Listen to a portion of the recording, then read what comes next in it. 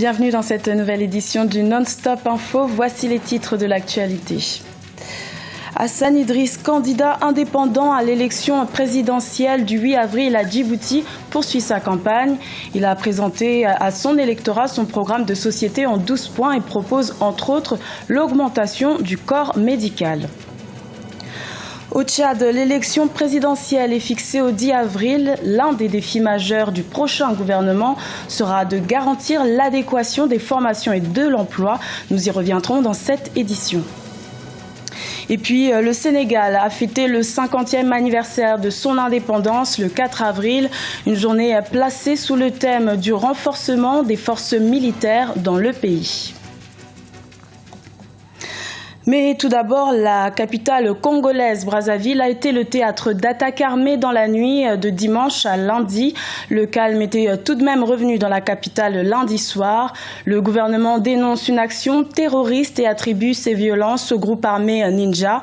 De son côté, le pasteur Ntoumi des milices Ninja nie toute implication dans ces violences. Et justement, en République du Congo, la Cour constitutionnelle congolaise a validé ce lundi la victoire du président Denis Sassou Nguesso au scrutin du 20 mars. D'après les résultats officiels définitifs, le chef de l'État a été reconduit dès le premier tour avec 60,19% des voix, une réélection contestée par l'opposition. Le candidat indépendant Hassan Idriss poursuit sa campagne électorale à Djibouti en vue de l'élection présidentielle du 8 avril. Il a déjà sillonné 5 des 6 régions du pays en proposant un programme de société décliné en 12 points afin de convaincre son électorat. Un reportage de nos envoyés spéciaux à Djibouti. Hassan Idriss, candidat à l'élection présidentielle du 8 avril 2016. À la conquête de l'électorat djiboutien, il a sillonné 5 des 6 régions du pays pour exposer son programme de société. Un programme de société qui se veut, selon son directeur de campagne, le bien-être des Djiboutiens. Hassan Idriss aussi, notre candidat, c'est pas quelqu'un qui a commencé la campagne en ce moment, c'est quelqu'un qui a, depuis 2 ans, il a fait tous les coins de l'arrière-pays. C'est quelqu'un qui a déjà pris les attentes et les besoins des socio-économiques des habitants reculés de la région.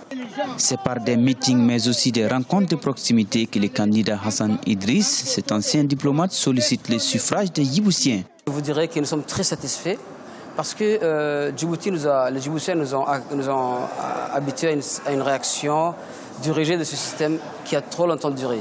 On dit en affaire, il y a un proverbe, même ta salive, à un moment, elle te dégoûte. Vous voyez, donc après 37 ans, il y a ces contraintes, je ne sais pas, politiques, ces espérances fausses. Les gens sont là, à la télévision, auprès de comment dirais-je, de ce cortège de l'UMP, mais réellement, nous avons eu l'expérience déjà en 2013 avec l'USL. Unis, tout devient possible, tel est le slogan de campagne de Hassan Idriss. Le candidat Hassan Idriss propose aux Djiboutiens un projet de société qui se décline en 12 points. L'augmentation de l'effectif du corps médical, la lutte contre le chômage, mais des réformes dans le domaine éducatif, dit-il, pour une éducation de qualité. Et sachez qu'Africa 24 reste mobilisé pour vous faire suivre en direct de Djibouti et du Tchad les processus électoraux à travers des émissions spéciales. Vous pourrez suivre sur notre antenne des émissions dédiées à Djibouti à partir de 17h GMT et celles dédiées au Tchad à partir de 20h GMT. Au Tchad, justement, le système éducatif a été touché par les difficultés socio-politiques qu'a connu le pays depuis son indépendance en 1960.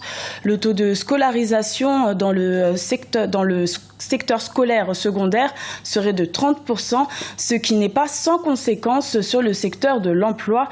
L'un des défis du prochain gouvernement sera donc d'améliorer l'adéquation formation et emploi. Un reportage de notre envoyé spécial au Tchad, Sadou Alizé Mokhtar. Le système éducatif tchadien est confronté à de multiples défis. La question de l'emploi constitue également un sujet de préoccupation majeur pour le gouvernement de la République du Tchad, qui a inscrit la dynamique éducation et emploi au premier rang des priorités du plan national de développement. À partir de 1994, nous avons réorienté le système éducatif tchadien avec d'abord une stratégie d'éducation et formation en liaison avec l'emploi, parce qu'il fallait mettre l'accent sur les compétences. Et après cela, il y a eu une loi portant orientation du système éducatif tchadien. Après les États généraux de l'éducation nationale de 1994 qui ont permis de jeter les bases d'une véritable réforme du secteur, 20% du budget du gouvernement est alloué aux services éducatifs chaque année. Cela a permis la réalisation d'importants progrès en termes de couverture scolaire.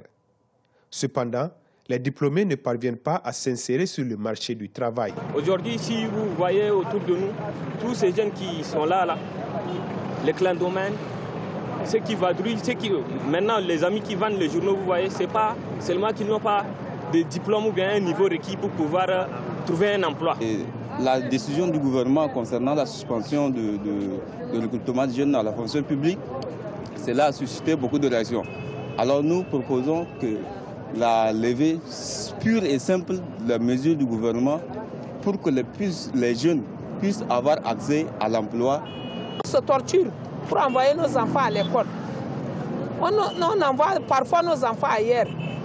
On dépasse beaucoup de sous. C'est pour l'avenir de nos enfants. Mais quand une fois les enfants ils reviennent, ils n'ont même pas de travail à faire, ils n'ont même pas d'emploi. Donc c'est ça ce qui nous décourage, nous les parents des enfants. De 2013 à 2015, le gouvernement a lancé sur fonds propres un projet de construction de près de 2000 salles de classe dans le primaire. À cela s'ajoute la création d'établissements techniques et de formation professionnelle afin d'absorber le nombre important d'élèves n'ayant pas pu atteindre le niveau d'enseignement supérieur. Dans l'actualité également, Ladislas Ntaganzwa, le génocidaire rwandais présumé, a comparu pour la première fois ce lundi devant le juge à Kigali. Il avait été arrêté en décembre 2015 en République démocratique du Congo, puis transféré le 20 mars 2016 au Rwanda. Il est accusé entre autres de génocide, de massacre et de viol. Notons que l'ancien maire de Nyakizu s'est abstenu de plaider coupable ou non coupable des crimes dont il doit répondre.